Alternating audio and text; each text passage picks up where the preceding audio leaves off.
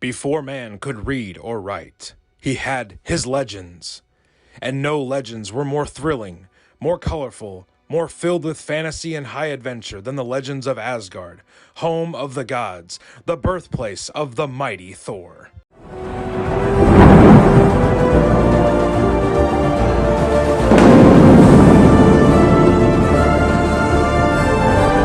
Whosoever holds this hammer, if he be worthy, shall possess the power of Thor.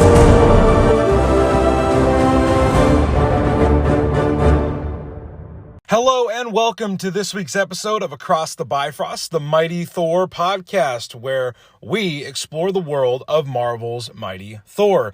I am your host, Ryan Doze, and today we take a journey way back into the forgotten myths of North's legend within the world of Marvel Comics, that is. We will be looking back at a series of short backup stories that went along with the adventures of Thor we have been reading in Journey into Mystery. These stories are called the Tales of Asgard. I've really enjoyed digging into these stories lately because they really do help expand the world of Asgard, which is, after all, what this podcast is all about. I'm really glad to have you along on this episode for this Thor-themed history lesson.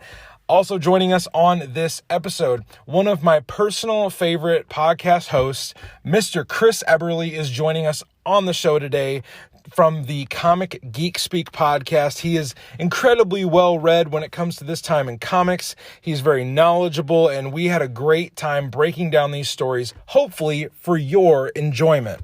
Before we jump into these segments today, I want to personally thank any and all of you who have listened to the podcast. Thank you for joining me in this passion project. I really do treat this show as a labor of love for the character I love. So whether you're an old fan of Thor, a new fan of Thor, I hope that you've enjoyed this show and what we're really trying to do here with bringing more people into the fold aboard the Rainbow Bridge when it comes to enjoying Mighty Thor stories.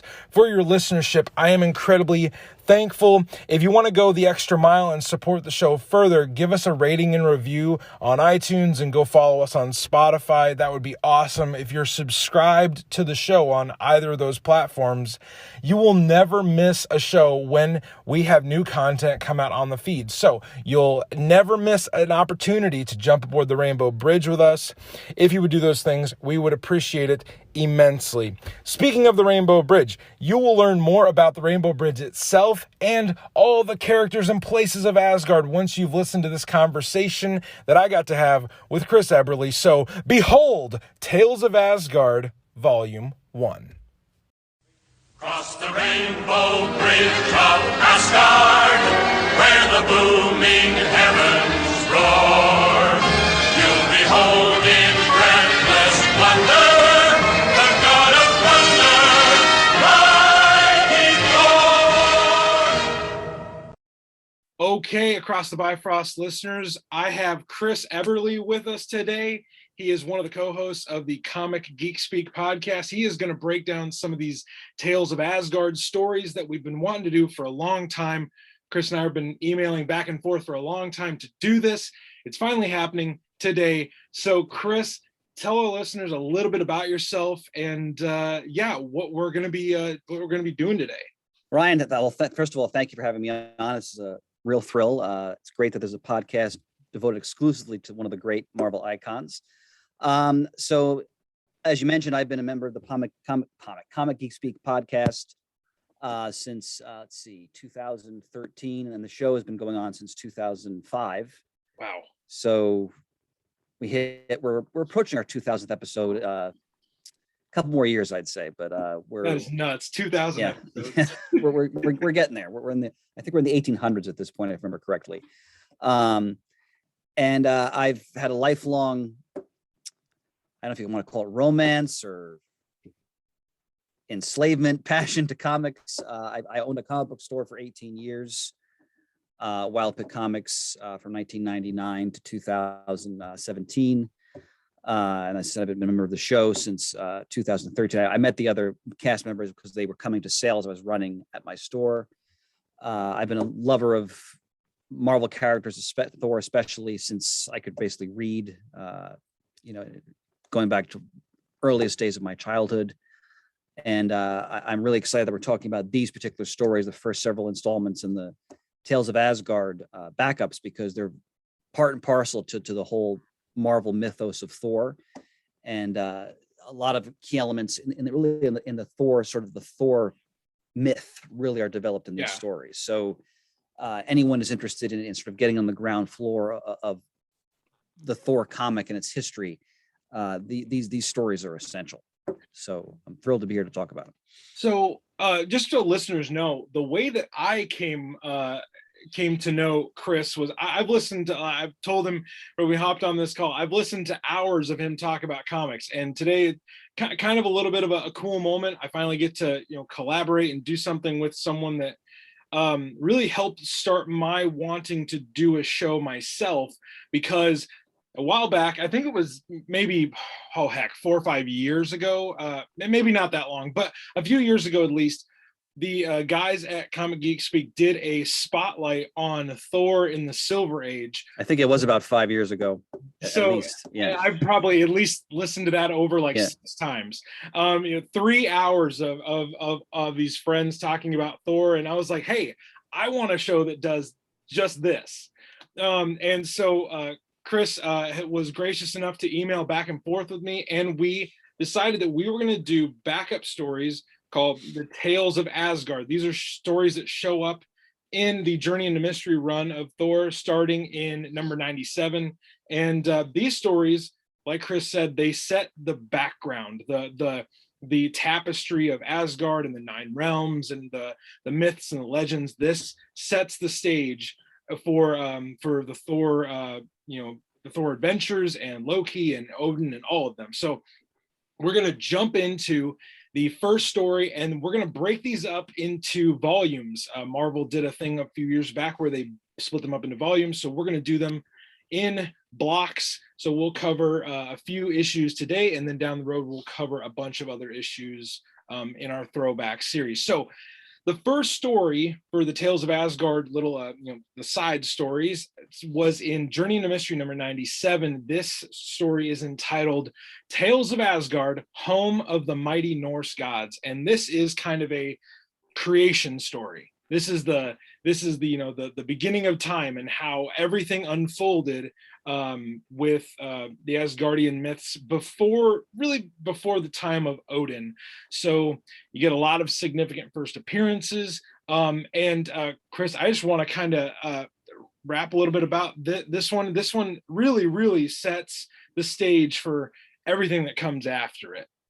And I think we should note, as you said, that it's a creation story. And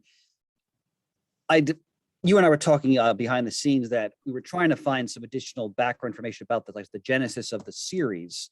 And admittedly, neither one of us could find much, but just kind of extrapolating from just reading about Lee and Kirby and Marvel over the years, I get the sense that, they wanted to flesh out the world of Thor. And Kirby was well known for having a great love for all kinds of mythologies, among them, of course, Norse mythology. And I'm going to make an educated guess that these stories, like Kirby, was the real thrust behind them, because he had a much greater knowledge of Norse mythology than Stan Lee did. And we should also note, as you mentioned before, that these are appearing in Journey into Mystery. So again, it's one of the Marvel house titles where, they had like Tales to Astonish, Tales to Suspense, Strange Tales, Journey into Mystery. And because of restrictions on their ability to print so many titles, which is a whole nother story, but Marvel at the time was putting their new heroes in these house books. And because they were house titles, they would often have multiple features in them. And that's one of the reasons why you could see a feature like Tales of Asgard appearing right as a backup in Journey into Mystery. But just a quick little publishing history there. But yeah. As I look at this story, I mean, I'm not no way an expert on Norse mythology. I mean, we should also point out that the Marvel Thor, of course, is based on the actual Norse god Thor, who in the traditional depictions has red hair and a red beard, and has a very different temperament than the Thor we know in the comic.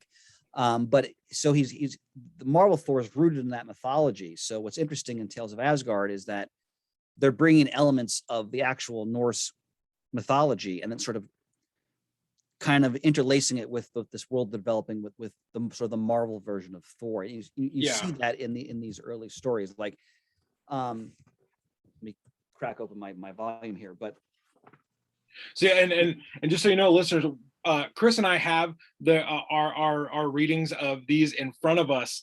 This is also a really cheap plug to get something like Marvel Unlimited. You can read all these stories or go out and buy the physical copies of the books.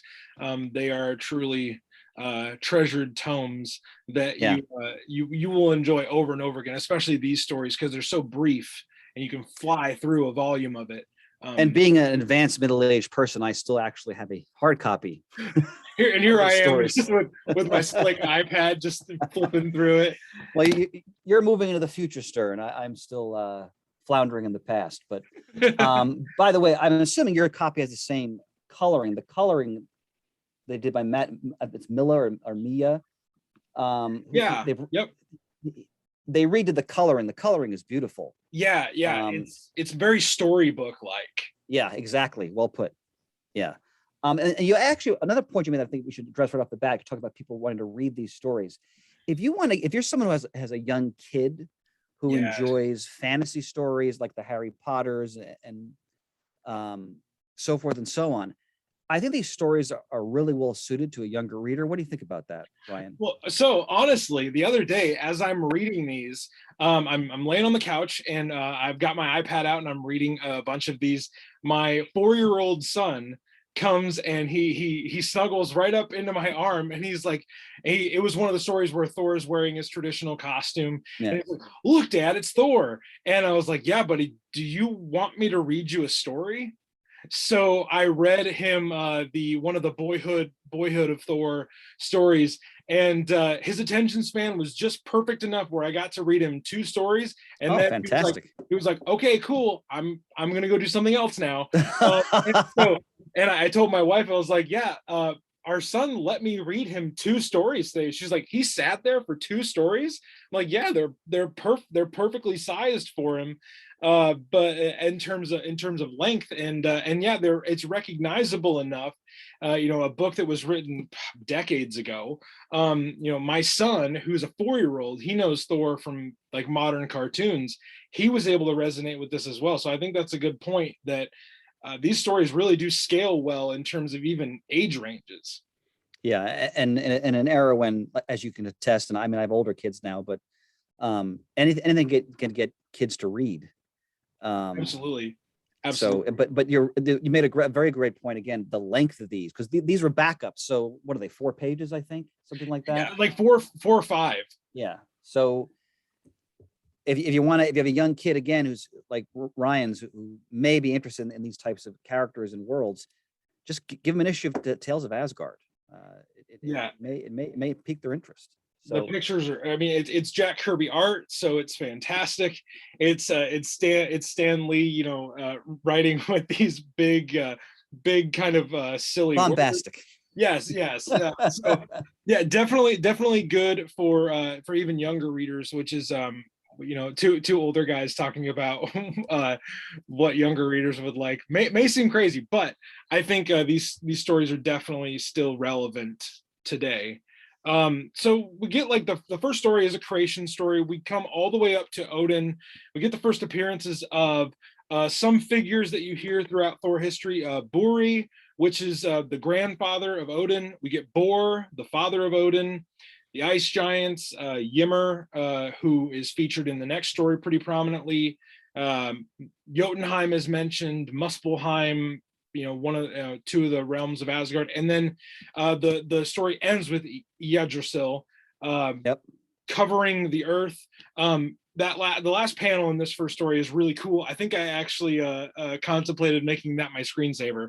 It's the tree covering the entire earth and Odin watching from afar. So a lot of good first appearances. It makes sense for the first story to feature some first appearances. But Chris, before we move on from this first one, anything else from this first one, the creation story, that really jumped out to you that maybe readers would enjoy? Well, like you, the closing page with showing the world tree is just stunning Kirby artwork. And I think again, you really, and like the way Surtur is rendered, like really see Kirby's love for the subject matter. And again, I'm speaking as a lifelong lover of Stan Lee as a writer. He's just carrying kind of picking things up here and moving them along, because this story especially is all Kirby. Yeah. The artwork is like when he shows like the first god coming into being through the ice, and it's just beautiful, and it's very much rooted in the Norse myths. So Yeah. if someone picking this book up from the opening chapter, there's no Thor yet, so they're going right to they're really rooting this, at least this early stage, in the actual Norse myths. Yeah. So, and truthfully, like Thor is obviously in the main issue of the main story that these issues originally came out in. Thor's all over it, but we actually have to wait a few stories in to get to some actual Thor action in these Tales of Asgard stories. But in the second story, it's entitled Odin Battles Ymir, King of the Ice Giants. And this story we actually covered for my All Father's Day special. We covered this battle between Odin and Ymir. Actually, me and my dad got to read a comic together. My dad is not a comic book lover. My dad had never read a comic, and we read that together on the podcast. That was pretty cool.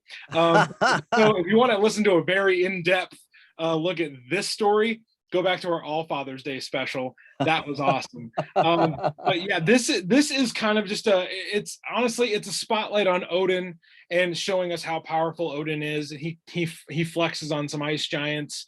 And it's really just a combat adventure story. Nothing super standout here. There are some really cool panels where Odin splits a mountain in two. Yep, that's pretty cool. We just mentioned that. And just the blast pounds, classic Kirby of Odin on his throne and all his majesty, clutching his sword. What's interesting about Odin is that as we go through these stories, and then as I'm sure you know, as a lifelong Thor fan, Odin's personality can, shall we say, sometimes be prickly and difficult. That's a nice way of saying kind of an asshole. Yes. So, and as we move through these stories, you start to get little. That's more like in the main Thor stories, but you start to get glimpses of it in here as well. Or sometimes he has mercurial reasons for why he does certain things. And I think it's interesting that as you progress through these, and you get more and more of Lee's presence and his singular approach to scripting and the voice of the characters. But he often uses Odin in these stories like a vehicle to sort of teach certain lessons, not just to Thor and the audience. So I love how they're interweaving the actual Norse myths with all this. Speaking of myths, kind of jumping right next into the third story, it's quite simply entitled Surtur the Fire Demon. And we see Odin's encounter with Surtur.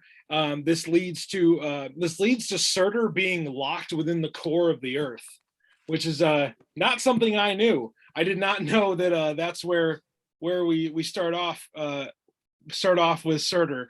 But this first really long, well, not long form, but a focused encounter between Odin and Surtur. Surtur becomes a monumental deal. Oh God. Later on, into Walt Simonson's run on Thor. That's the classic era, for that character. I mean, Surtur is the thing. I remember walking into Thor Ragnarok, the movie, thinking that Surtur was going to be the big. He's kind of goofily used in the beginning of that film.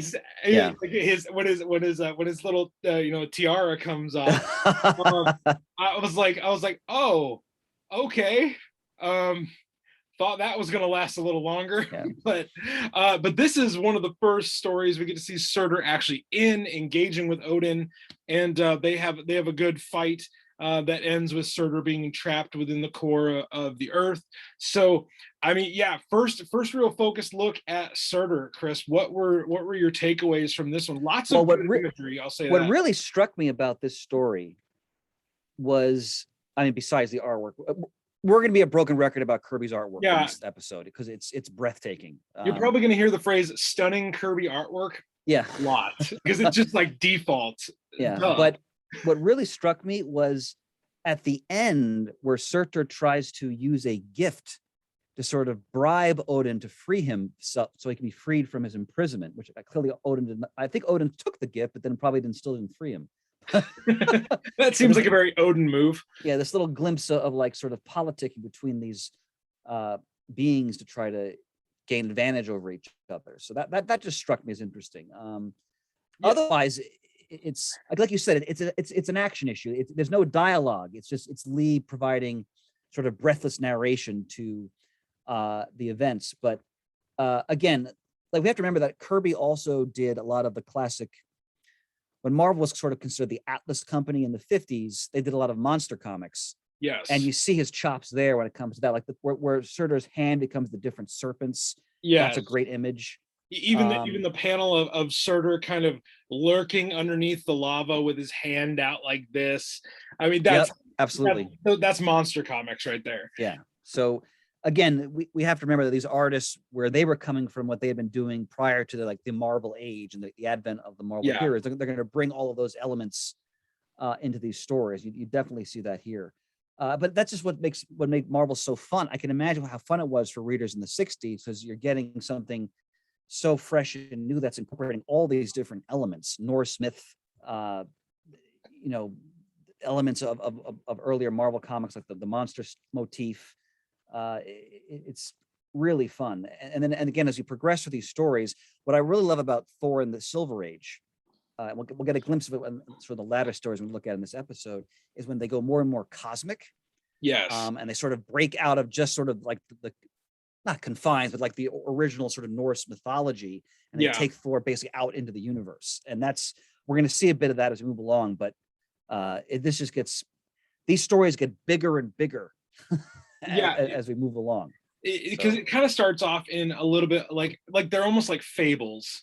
Yeah. They're little one-shot stories. They're like, hey, here's a cool little thing that Thor did once, or here's a thing, a monster Odin beat. They don't really interconnect. And then later on in Tales of Asgard, we get an actual arc. We get actual, episodic storytelling later on. But jumping into the fourth story, this one is just simply put called The Storm Giants. This came out in the 100th issue of Journey into Mystery, and this is the first glimpse of boyhood Thor that we get in Marvel Comics. Thor and Loki go on a secret mission as tiny little boys with their adorable bangs. They go on this little rescue mission to retrieve the golden apples of Idun from the Storm Giants. So they're going to sneak into this giant castle, and they're going to retrieve the golden apples and bring them back to Odin. The only real first appearance that I noted here was Angnar, King of the Eagles, is in this. He's they kind of pull a Lord of the Rings here, where the eagle takes them to safety. But also, I guess I didn't really even look too hard at this one, but the golden apples, I think it's the first reference of the golden apples here, and those are canonically the things that give Asgardians their immortality. Right. How they can live thousands of years. There's actually a reason. It's not just, oh, they live long because. No, they have to consume these apples to live the long lives that they do. But anything from this this kind of almost like Home Alone kind of like story. At one point, Thor rides a salt shaker, giant salt shaker, and they get pepper in their eyes. Like, this is like Home Alone, but as a 5-page comic. That's well put, sir. Well put. I loved, you get the first glimpse of, just the burning jealousy of Loki and his determination to sort of be always one step ahead and one up his as he put it in one comic I read years ago, my doltish half brother. And also interesting, what I forgotten about this, that Thor is trying to lift the hammer, and they do a couple stories here where each time it gets a little bit higher off the ground, as he performs more and more good deeds to show that he's worthy of the mallet. So that's an interesting point.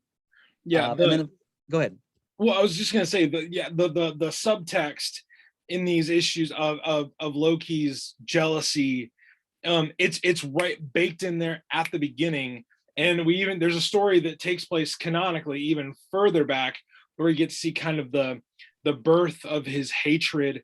And we'll get to that down the road. But yeah, this rivalry between Thor and Loki has been there from the beginning, and there actually is a reason. Like, Loki is not one of these bad guys where it's like, well, I'm a mustache twirling, villain, because I just, he's not Snidely Whiplash trying to tie people to train tracks for no reason. He has a reason to hate Thor, and most would probably even say a justifiable reason for his jealousy. But yeah, this is the first, adventure that they go on as brothers on the same side. So kind of a cool little story for them. The next story is entitled "The Invasion of Asgard." So this is another adventure battle issue where Loki tricks Thor into guarding an opening in Asgard's defenses that he put there, and Thor is kind of like, well, okay, I've got to prove myself. I've got to stand up against both Thor and Odin. Sometimes you're like, you're still gullible about Loki. You haven't figured it out yet, but that happens from time to time. It's like, guys, if you don't want him to keep tricking you, quit falling for it. Yeah. Like, the only reason he keeps doing it is because you don't do anything different. And Thor is attacked by a kind of a myriad of different kind of third-rate villains, and eventually Odin comes to save him. But there's various villains that show up here. The Norn Hag shows up, Ulfrin the dragon, the Rime giants, rock trolls, etc. Just kind of fodder for Thor to be up against, and basically to prove that he's outmatched and he can't fight this battle alone. So we get to see Thor exert his bravery in this episode. And look at that opening splash page. Yeah. Of Heimdall standing vigilant upon the Rainbow Bridge. Again, the way Kirby could capture, like, that's a god. Like, the way he's standing, just his sheer presence on that page. I mean, he dominates that page with his power. He's very regal. Yeah, it's magnificent penciling. The way he captures Heimdall there. Yeah, man, I'm just kind of stunned looking back through these panels. There's even one of my favorite panels in this story was when Ulfrin the dragon doesn't breathe fire from his mouth. He shoots 2 jets of fire from his nose. Yeah, that was gross. But nothing that lives can withstand my dragon's enchanted breath. It's like, I can't beat an Asgardian teenager. What the heck am I doing here? Below that, the panel of Thor being transformed, yes, into a tree is pretty chilling and creepy. Speaking of the panic monster on his face, yeah, his eyes are very very horrified, and his face is kind of almost wrinkled. That image was a little it almost reminded me of Swamp Thing a little bit, like if Thor were Swamp Thing. But again, that's probably literally just me. And then let the clarion call ring forth for Odin and Asgard. I was really hoping you were gonna bring some classic Chris Eberle. You could say it's crass too. That's fine. Oh my gosh, yes. What I noted for the first time, and I think it's a great touch. Yeah. Whenever Kirby depicts the warriors of Asgard, like the army of Asgard fighting Odin, he gives each one their own individual armor, where you think, okay, like they all have the same uniform, and granted, more work for Kirby, but just makes those images so much more captivating and thrilling, because there's so much to look at, because every warrior has a unique look. And like, I almost get the feeling like he never duplicated like these things. I don't think so. how many different ways can you draw a helmet, Jack? Yeah. Like, apparently thousands and thousands of different ways. Because I even noticed that today as I was just kind of flipping back through. I was like, oh my gosh, none of them are the same. They're all different. They're almost like their own unique warrior. Each is his own action figure. Yeah. how 80s toy line of him. Yeah. So the next issue, the next story is I would put this as required reading. If you are a Thor fan and you really want to kind of dig into these early stories of Thor, the next story in Journey into Mystery 102, Death Comes to Thor, is required. But I also love, on top of that, the boyhood of Thor, parenthetically, at the age of 18. Just so we're sure. 18-year-old Thor. Yeah, so that's a good little touch. And it's, oh yeah. So this one is required reading because of a few reasons. There's some very significant first appearances in Thor's aliases, but also his rogues gallery. This is a story of Thor going to rescue Lady Sif from a kind of a one-shot Storm King villain, Storm Giant King, who, by the way, the Storm Giants must have so many different kings, because they appear once, and then the next story it's like, hey, Thor went to fight the Storm Giants again, and they have a brand new king that you've never seen before. Well, a lot of, squabbling within their ruling elite, public coups and so forth. So Thor goes to rescue Sif and encounter, he was told earlier on in the story that he would not be able to lift Mjolnir until he met death. So in rescuing Sif, he meets Hela, the goddess of death. So we get the first appearances of Sif and Hela in this story. Sif, obviously a key supporting character and key love interest of Thor throughout the years, and Hela, I mean, if you've seen Thor Ragnarok, you probably know who Hela is, but she is littered throughout decades of comics that Thor has interacted with her as both villain, but also kind of as like a force of nature, because she embodies death in the Asgardian mythos. So very good, very key story, required reading here. Chris, what did you think of this Death Comes to Thor story? What struck me especially was, and I'm always interested in how they develop characters over the years. So Kirby has not fully realized his design of Hela as we know it later on. Like, the helmet becomes far more elaborate in subsequent issues. So it's just interesting, that creative process where there's initial idea, because the basic look for the character is here. Yes. But he's gonna make it so much more elaborate and sinister. She's very toned down in this story. Yeah.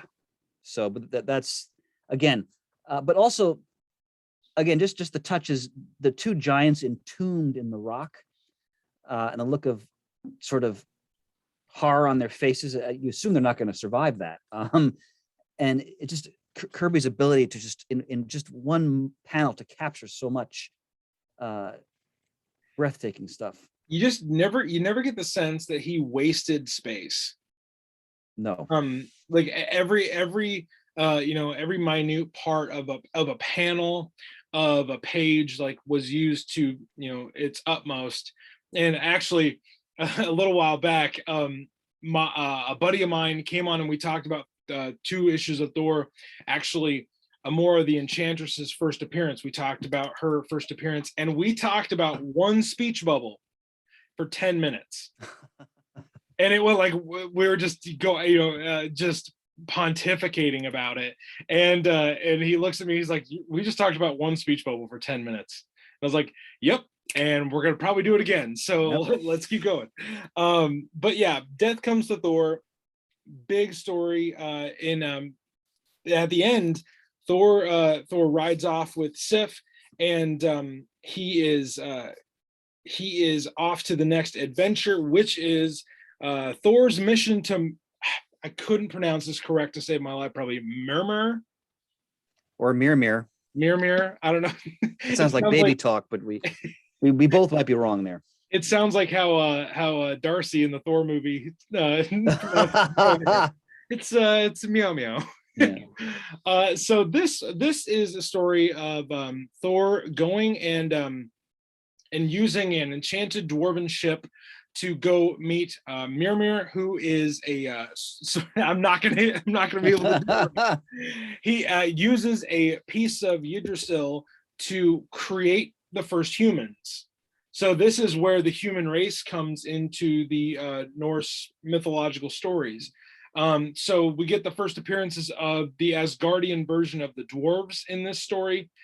King Sindri is in this as well, and we're very important because they forge a lot of the great weapons of Asgard. Yes, and in a few Tales of Asgard stories, we'll get to Nidavellir, which we're on Nidavellir in this story. So the home of the dwarves is here, and we get to see a little bit of that. I did love in this story that Thor fights a giant boar who's just got another hammer. One of my favorite lines in this. I know the line as well. Go ahead, you can have it. Stripped completely out of context. The boar jumps out of the weeds and he says, though you have a hammer, I have one too, and mine is far bigger. Yep. Big hammer energy. My gosh. Well, just sensibilities culturally change as the years pass. I mean, remember Marvel did a title, in the 70s, giant sized man thing. So, giant size man thing. 30 years from now, they'll be laughing at something we took for granted. So oh yeah, I love when things don't age the way people intended it.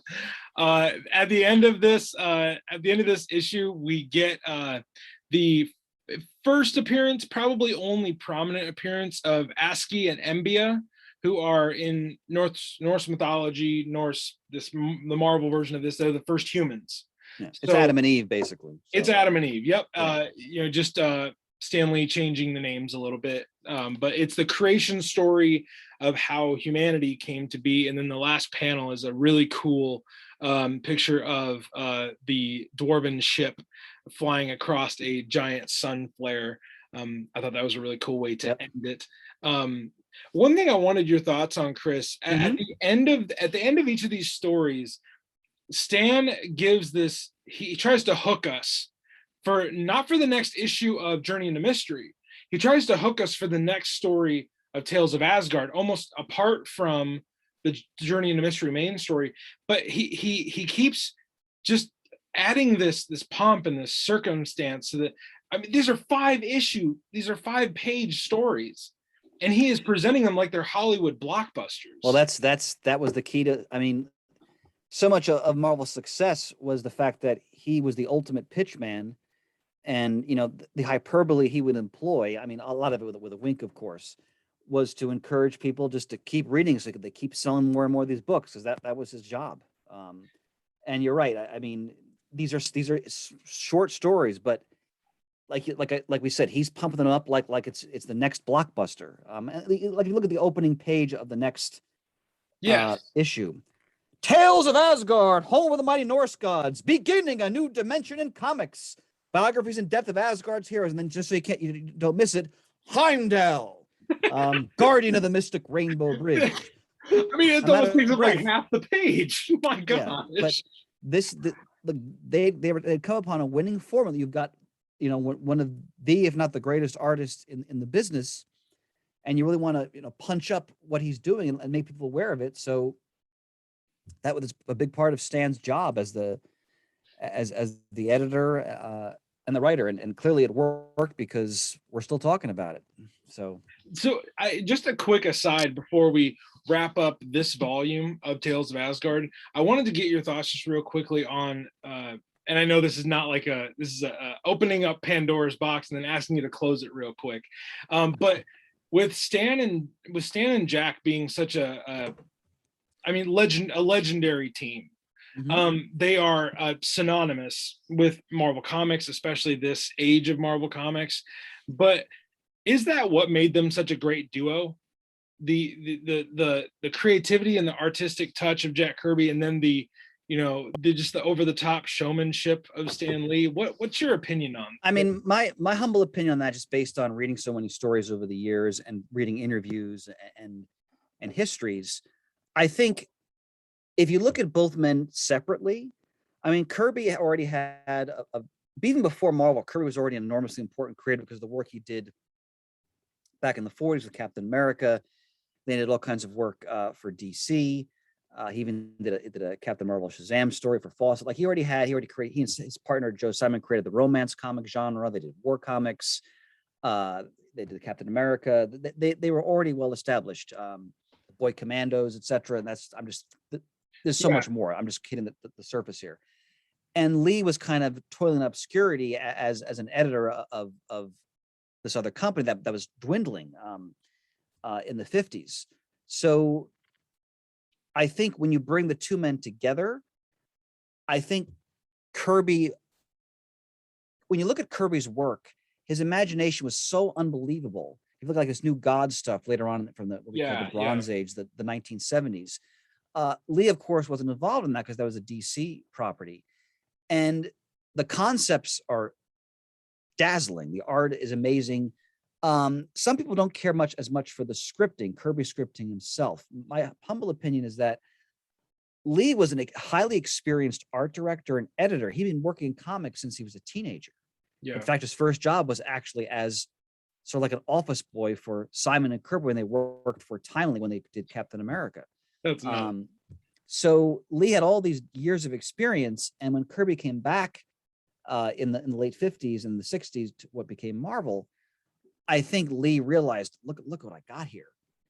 And I think the work inspired him, and it encouraged him to produce some of the best storytelling of his career in that approximately 10-year period that they worked together. And I think Lee's ability to, through caption, through dialogue, with the voice he would bring, through the hyperbole, through the sales pitching too, like we just noted, it grounded Kirby's artwork in such a way that people really found all of it so exciting and accessible. And I use accessible as a negative term. It's just, when you look at Kirby's work after he leaves Marvel, he does, New Gods, he does Commandy, he does all kinds of wild stuff. I highly recommend. But some critics feel that Lee not being there to edit and to script, you're getting you're getting sort of Kirby without any kind of editorial constraints. I think Lee, maybe constraining is the wrong word, but I think Lee was able to sort of harness what Kirby was doing in a way that really, really delivered for the reader. And again, I think, we talked about, you can talk about the Marvel method, which if listeners aren't aware, because Lee was the scripter, he was the editor, he was the art director, he didn't have a lot of time to write full-blown scripts for the artist, like, all right, on this panel, do this. He basically would write, okay, this issue, the Fantastic Four are going to fight Dr. Doom. Go. Yeah. And the artist would then draw the whole thing, and then he'd go back, he'd go, wow, this is amazing. Then he would, put in the captions, the thought balloons, the dialogue. And that's where we can do all the creator controversy between who created what, Lee, Kirby, and other artists. But I think that approach, which was really born out of expediency, I think that produced amazing stuff, because clearly Kirby had free reign to let his imagination run wild in these stories, and Lee would come in as the writer and the editor and sort of ground it for the reader. And it's some of the greatest work in the history of the medium. Absolutely. So and honestly, I have heard throughout the years, you explain that and expound upon that on CGS. So I just wanted to give my listeners a little bit of an in on like why Stan Lee and Jack Kirby are so important together, and why like reading these stories is kind of a peek inside their creative process, and like you mentioned, the Marvel method and everything that they were doing and accomplishing in this, the 60s time period where Marvel was kind of just, getting all of this out there. But the last story that we're going to cover on today's version of Throwback Thursday is a Heimdall story.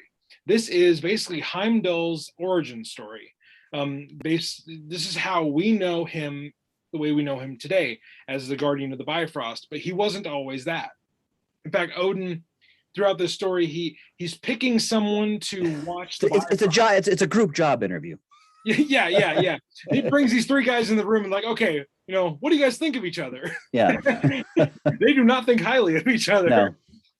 But yeah, they go through some testing, and then eventually Heimdall is named the Watcher of the Bifrost. So, Chris, a little bit of a look into Heimdall's origin. Why would it have been so important to focus on Heimdall here? I mean, Heimdall's not even a main character in the main story at this point.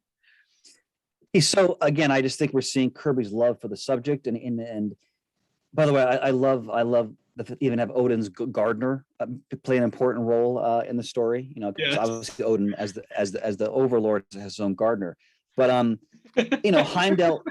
Heimdall is so important because he's the sentinel, like he's the watchman, he's the sentry on the Bifrost, or as they refer to it then, the Rainbow Bridge.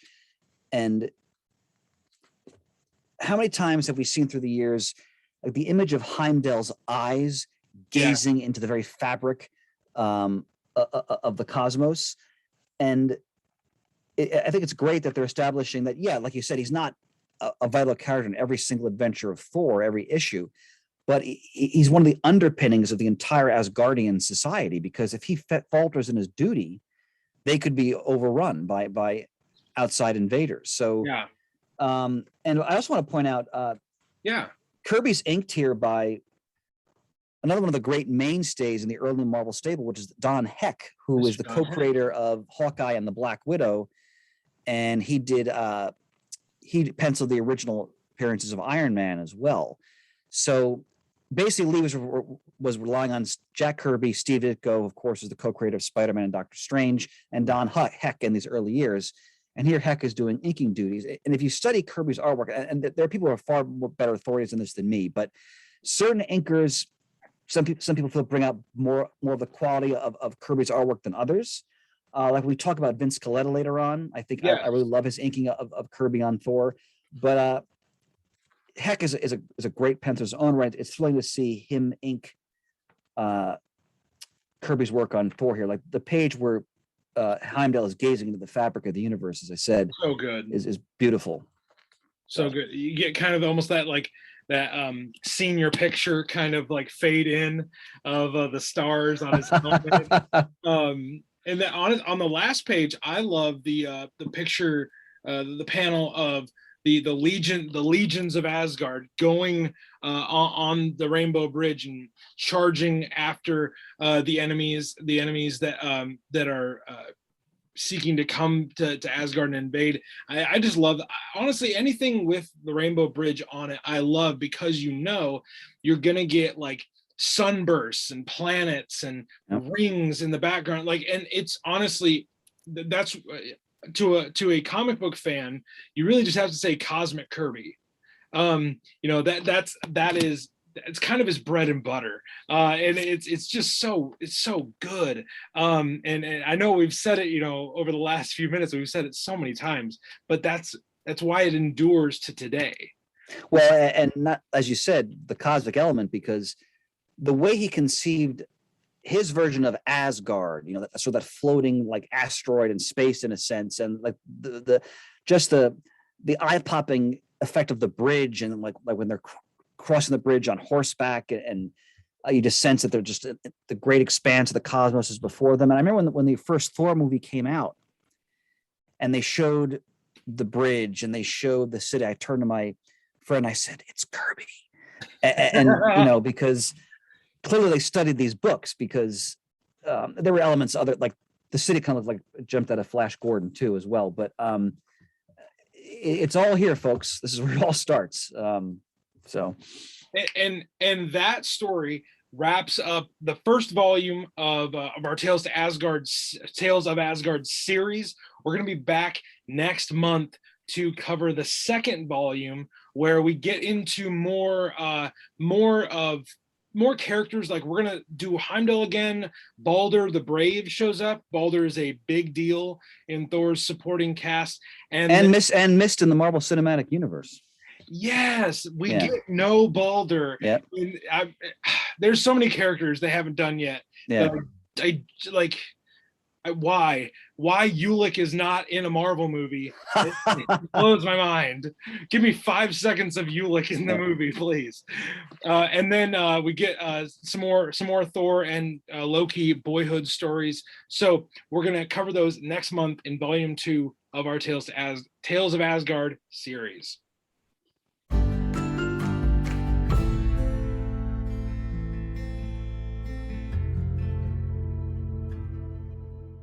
Well, that does it for our show today, everybody. I hope you enjoyed that breakdown of Tales of Asgard with Chris Eberle.